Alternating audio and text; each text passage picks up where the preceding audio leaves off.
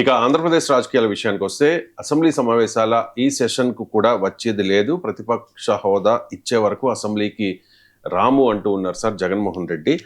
కొన్ని ఆరోపణలు కూడా చేశారు. శాసనసభలో ప్రజా సమస్యలు వినిపించకూడదని మన గొంతు నొక్కుతోంది ఈ ప్రభుత్వం. అందుకే ఏకైక ప్రతిపక్షమైన ప్రధాన ప్రతిపక్షంగా గుర్తించడం లేదు. అలా గుర్తిస్తే సభలో మాట్లాడేందుకు తగిన సమయం ఇవ్వాల్సి వస్తుంది. ఆ హక్కు ఇవ్వడం ఇష్టం లేకనే ప్రధాన ప్రతిపక్షంగా గుర్తించడం లేదు అని చెప్పేసి. సో స్పీకర్ అయ్యన్న పాత్రుడు కూడా కొన్ని కామెంట్స్ చేశారు సార్. అసెంబ్లీకే రాని వాళ్ళు ఎమ్మెల్యేలు ఎలా అవుతారు అని చెప్పేసి. అసెంబ్లీకి వైసీపీ వెళ్ళడం లేదు, జగన్ వ్యూహం కరెక్టేనా సార్?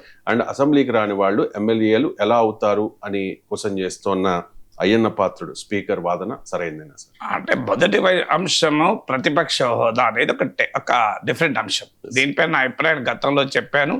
నా అభిప్రాయం ఎప్పుడు మారదు, రాజకీయ పార్టీలు అవి మారుతాయి. ఉదాహరణకు జగన్మోహన్ రెడ్డి ముఖ్యమంత్రిగా అసెంబ్లీలో ఇలా నేను చిటికేస్తే అట్ల చిటి కొంతమంది వస్తే నీకు ప్రతిపక్ష హోదా కూడా పోతుంది అని చంద్రబాబు నాయుడు అన్నాడు. ప్రతిపక్ష హోదా పోవడం అంటే ఏంటి? 10% కన్నా తక్కువ ఉంటుందని అప్పుడు అన్నాడు కదా. ఇప్పుడు జగన్మోహన్ రెడ్డి ఏమంటున్నాడు? 10% నాకు లేకపోయినా ప్రతిపక్ష హోదా ఇవ్వమంటున్నాడు. మరి ఇదే జగన్మోహన్ రెడ్డి చంద్రబాబు నాయుడును చిటికేస్తే కొంతమంది ఎమ్మెల్యేలు 23 మంది ఎమ్మెల్యేల్లో ఒక 7 ఎమ్మెల్యేలు టచ్ చేస్తే నీకు ప్రతిపక్ష హోదా పోతుంది అన్నాడు. అంటే ప్రతిపక్ష హోదాకు 10% ఉండాలని జగన్మోహన్ రెడ్డి చెప్పాడు కదా. ఇవాళ ఏమంటున్నాడు? 10% ఉండాల్సిన అవసరం లేదంటున్నాడు. టీడీపీ వాళ్ళు ఏమన్నారు? అప్పుడు 10% లేకపోయినా ఇవ్వాల్సిందే అన్నారు. ఇప్పుడు ఏమంటున్నారు? 10% లేదు కనుక ఇవ్వమంటున్నారు. నేను అప్పుడైనా ఇప్పుడైనా ఒకటే మాట మాట్లాడాను. మీరు ఆ రోజు కూడా ఇదే విషయం చర్చకు వచ్చినప్పుడు చిటికేస్తే అటోళ్ళు ఇటు వచ్చినా చంద్రబాబు నాయుడే ప్రతిపక్ష నేత అన్న. ఆ రోజు కూడా ఆ 10% ప్రిన్సిపల్ అనేది ఎక్కడ లేదు అన్న ఆర్గ్యుమెంట్ అప్పుడు టీడీపీ వాళ్ళు సమర్థించారు, నన్ను ఇప్పుడు వ్యతిరేకిస్తారు. సో అప్పుడు వైసీపీ వాళ్ళు వ్యతిరేకించారు, ఇప్పుడు అప్పుడు వైసీపీ వాళ్ళు ఒక రకంగా వ్యవహరించారు, ఇప్పుడు ఇంకో రకంగా వ్యవహరిస్తారు. నా పాయింట్ ఒకటే, ఎప్పుడైనా అదొక సెపరేట్ ప్రిన్సిపల్. 10% ఉండాలా ఉండకూడదా దట్ ఇస్ వేరే డిబేట్. చంద్రబాబు నాయుడుకి ఒక సూత్రం, జగన్మోహన్ రెడ్డికి ఇంకో సూత్రం ఉండదు. మాలాంటి వాళ్ళు చంద్రబాబు నాయుడు విషయానికైనా ఒకే సూత్రం చెప్తారు, జగన్మోహన్ రెడ్డికైనా ఒకే సూత్రం చెప్తారు. టీడీపీ వైసీపీలు అలా చెప్పరు. వాళ్ళకి అవసరం ఉన్నప్పుడు ఒక సూత్రం చెప్తారు, అవసరం లేనప్పుడు ఇంకో సూత్రం చెప్తారు. సో మా స్టాండ్ మారదు, ఎందుకంటే మా స్టాండ్ రాజ్యాంగం ఆధారంగా ఉంటుంది, రాజకీయం ఆధారంగా ఉండదు కదా. ఇకపోతే రెండవది వైసీపీ ఆరోపణ ఏంది? మాకు సమయం ఇవ్వరు, మాకు నోరు నొక్కేస్తారు. ఎస్, అది గ్యారంటీ. మీరు కూడా అదే చేశారు కదా. నీవు చెప్పినవి ఇదే నిరదాక్ష. ఇప్పుడు జగన్మోహన్ రెడ్డి 5 ఏళ్ల పాటు ముఖ్యమంత్రిగా ఉన్నప్పుడు చంద్రబాబు నాయుడిని గౌరవించారా? ప్రతిపక్ష నేతగా మాజీ ముఖ్యమంత్రిగా రెస్పెక్ట్ ఇచ్చారా వైసీపీ? మనం చూసాం కదా ఆ రోజుల్లో చంద్రబాబు నాయుడు పైన మీరు కొడాలి నానిలు, రోజాలు ఎంత దారుణంగా, అంబటి రాంబాబులు ఎట్లా లేచారు ఒంటి కాలు పైన మనం చూసాం కదా. సో అందులో ఆఖరికి చంద్రబాబు నాయుడు సతీమణిని కూడా అవమానించే రీతిలో కామెంట్ చేసిన దుర్మార్గం చూసాం మనం. సో ఇది కౌరవ సభ కాదు, కౌరవ సభ అని చెప్పి కన్నీళ్లు పెట్టుకుని చూసాం. అందువల్ల we cannot expect anything different. ఆంధ్రప్రదేశ్లో ఇదే, రేపైనా ఇదే జరుగుతుంది, నిన్నైనా ఇదే జరిగింది, ఈ రోజైనా ఇదే జరుగుతుంది, రేపైనా ఇదే జరుగుతుంది, ఎల్లుండైనా ఇదే జరుగుతుంది. ఆంధ్రప్రదేశ్లో చరిత్ర పునరావృతం అవడం తప్ప ఇంకోటి ఏమి లేదు. History repeats it self with vengeance అంటారు. అందువల్ల జగన్మోహన్ రెడ్డి ఇవాళ నాకు సమయం ఇస్తలేరు, వైసీపీ మాకు సమయం ఇస్తలేరు, నోరు నొక్కేస్తాను అని అనడంలో వాస్తవం ఉంది, కానీ ఆ నైతికత హక్కు లేదు. వాస్తవం ఎందుకు ఉంది అంటే చేస్తారు ఖచ్చితంగా టీడీపీ వాళ్ళు. ఎందుకు నైతిక హక్కు లేని మీరు కూడా అదే చేశారు కనుక రేపు భవిష్యత్తులో మళ్ళీ జగన్మోహన్ రెడ్డి ఎప్పుడైనా ముఖ్యమంత్రి కాడంటి కూటమి అంటోంది, ఒకవేళ అయితే మీరు అప్పుడు కూడా మళ్ళీ జగన్మోహన్ రెడ్డి అదే చేస్తాడు, అనుమానమే లేదు. అప్పుడు మీరు బాధితులు అవుతారు, మీ తరఫున మేమే మాట్లాడాల్సి వస్తుంది అప్పుడు. సో అప్పుడైనా ఇప్పుడైనా మళ్ళీ మేమే బాధితుల తరఫున మాట్లాడాలి. సో అందువల్ల నొక్కి వేస్తానని నిజం. అయినంత మాత్రం సభకు పోకూడదు, ఇది నెక్స్ట్ క్వశ్చన్. ఎస్, మైక్లు ఇవ్వరు, పులివెందుల ఎమ్మెల్యే అంటున్నారు ఆయన. ఆఖరికి ప్రతిపక్ష హోదా లేకపోయినా ఒక ప్రతిపక్ష పార్టీకి అయితే నాయకుడు కదా. సభలో ఉన్నే కూటమి, 3 పార్టీలు కూటమిగా ఉన్నాయి, ఆ ప్రతిపక్షం ఒకటే ఉంది కదా. ప్రతిపక్ష హోదా లేకపోయినా లీడర్ ఆఫ్ ద పొజిషన్ అంటే ఏంటో క్యాబినెట్ ర్యాంకు, కొన్ని అంశాల్లో ప్రత్యేక స్టాట్యూటరీ గుర్తింపు ఉంటుంది, అది బదిలేద్దాం. పోనీ ప్రతిపక్ష పార్టీకి అయినా మీరు గౌరవం ఇస్తామని స్పీకర్ అంటున్నారా?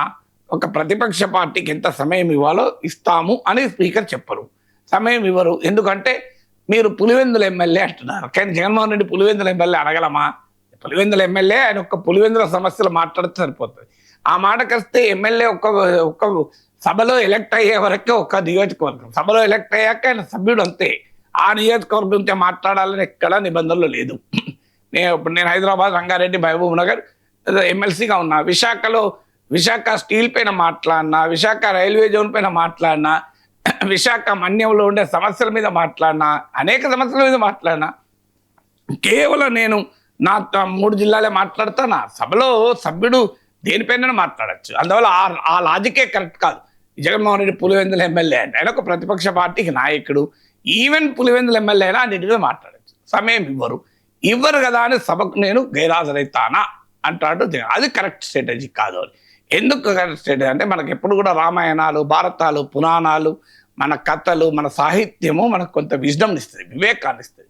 మనకు ఎప్పుడైనా ఒక ప్రశ్న, ఏ నిర్ణయం తీసుకోవాలి, ఎటువైపు పోవాలన్నప్పుడు ఫిలాసఫర్స్, లిటరరీ వర్క్స్, ఎపిక్స్ ఒక్కసారి కనుక కన్సల్ట్ చేస్తే మన సొల్యూషన్ దొరికిపోతుంది.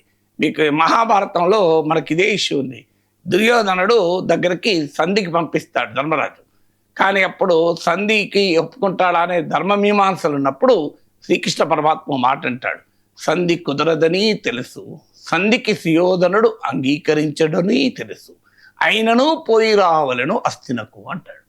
ఈ మహాభారత పాఠం కనుక అప్లై చేసుకుంటే జగన్మోహన్ రెడ్డి ఏమనాలి, అసెంబ్లీలో నాకు సమయం ఇవ్వరని తెలుసు, నా గొంతు నొక్కుతారని తెలుసు, నన్ను అవమానిస్తారని తెలుసు, నాకు మైక్ కట్ చేస్తారని తెలుసు, అయినను పోయి రావాలను అసెంబ్లీకి అనాలి. అది జగన్మోహన్ రెడ్డి చేసిన పని. విజ్డమ్ ఆఫ్ మహాభారత చెప్పేది ఏంటంటే అయినను పోయి రావాలను అసెంబ్లీకి. అయినను పోయి రావాలని అసెంబ్లీకి అని పోయినప్పుడు ఏం చేయాలి, ఎంతటి అవమానాల మధ్యలో కూడా నీ అభిప్రాయం చెప్పచ్చు. నీకు దానికి కూడా ఒక ఉదాహరణ చెప్పాను, గతంలో కూడా చెప్పాను. ఐ థింక్ బెన్ జాన్సన్ అనుకుంటా, ఫేమస్ రన్నర్. ఆయన 100 మీటర్స్ రన్నింగ్ రేస్. సో అందరూ కామెంటరీలు, బెన్ జాన్సన్ డ్రెస్లిన్ అది ఇది అన్నట్టుంటే బీబీసీ వాళ్ళు బ్యూటిఫుల్ కామెంటరీ ఇచ్చారు. ఎందుకంటే 100 మీటర్లు ఎంతసేపట్లో పోతారు, కొన్ని సెకండ్స్లో పోతారు. నువ్వు వర్ణించడం అనుకోండి, రవిశంకర్ ఇప్పుడు మైక్ పెట్టుకున్నాడు అనే లోపల అయిపోతుంది. ఏమన్నాడు, it is Ben Johnson, it Ben Johnson, it Ben Johnson, it Ben Johnson అన్నాడు ఒక్కటేసారి. అయిపోయి ఆయన గెలిచిండు. సో అలా నువ్వు ఏమీ లేదు, నువ్వు పోయిన సభకు పోయి మీకు పొగాకు రైతులను ఇంకేమనకు, మిర్చి రైతులను, మామిడి రైతులను, కృష్ణా డెల్టాలో వరిసాగను ఇంకేమనకు. ఇంతే. ఇది అనడానికి ఏమన్నా టైము ఎంత సెకండ్ పడుతుంది? కృష్ణా డెల్టా కాపాడండి అయిపోయి కట్ మైక్ కట్ కానివ్వండి. జనంలోకి వెళ్ళిపోయింది కదా కృష్ణా డెల్టా కాపాడండి అన్నది. పొగాకు రైతులు కాపాడండి, పొగాకు రైతుకు ధర ఇవ్వండి అనండి. ఏమనకపోతే పొగాకు అని వినబడుతుంది. ఒక్క పొగాకే కట్ చేసి అనుకున్నాం అయ్యన్న పత్రుడు.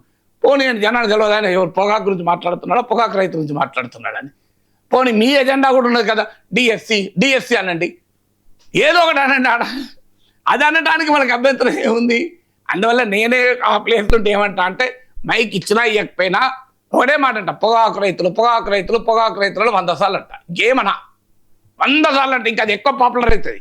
మీకు చూడండి, మీకు ఆక్వా రైతుల పైన అర్ధగంట ఉపన్యాసం కన్నా ఆక్వా అన్నాం అనుకోండి, ఇంకెక్కువ కవరేజ్ వస్తుంది, దేశంలో ఇంకెక్కువ చర్చ వస్తుంది. మామిడి కృష్ణా డెల్టా అన్నాం అనుకోండి, జగన్మోహన్ రెడ్డి లేసి ఏమనొద్దు, కృష్ణా డెల్టా జగన్మోహన్ రెడ్డి కూర్చోండి, కృష్ణా డెల్టా మీరు కూర్చోండి కృష్ణా డెల్టా అనాలి. ఏమవుతుంది? సరిపోదా అండి ఈ సమయం? అందువల్ల సభకు రాకుండా ఉండటానికి ఏ కారణాలు చెప్పినా అవి సరైనవి కాదు. అవమానాలు భరించినప్పుడే కదా సమాజంలో గుర్తింపు వచ్చేది. ఇప్పుడు చంద్రబాబు నాయుడు కన్నీటితో బయటికి రావడము జగన్మోహన్ రెడ్డి పతనానికి మొదలు స్టార్ట్ అయింది. అక్కడ చంద్రబాబు నాయుడు అరెస్టుతో అది పరిపక్వతకు చెందింది. ఈ 2 ఘటనలే ఉండుండకపోతే రాజకీయాలు ఎలా ఉండేవో చెప్పలేము. మీకు చంద్రబాబు నాయుడు కన్నీళ్లు పెట్టుకోవడము, చంద్రబాబు నాయుడు అరెస్ట్ కావడం, ఈ 2 జగన్మోహన్ రెడ్డికి పెద్ద పర్సెప్షన్ డిసడ్వాంటేజ్గా మారింది. అందువల్ల ఏమవుతుంది, అవమానిస్తే అయినా ఒక నాయకుడు అంటాడు, నిన్ను ప్రత్యర్థి కొడితే ప్రజలకు తాకాలి. ప్రజలకు తాకింది అనుకో, నువ్వు పొగాకు రైతు, ఆక్వా రైతు, మామిడి రైతు, మిర్చి రైతు, కృష్ణా డెల్టా అన్నాం అనుకోండి, నిన్ను ఎంత అవమానించినా ప్రజలే నిన్ను కాపాడుకుంటారు. పిఆర్సీ అని 4 సార్లను ఎంత నువ్వు అవమానించినా పిఆర్సీ ఎంత 5 DAలు, పిఆర్సీ 5 DAలు అన్ను ప్రభుత్వ ఉద్యోగులందరూ నీ వెనక రాకపోతే చూడండి.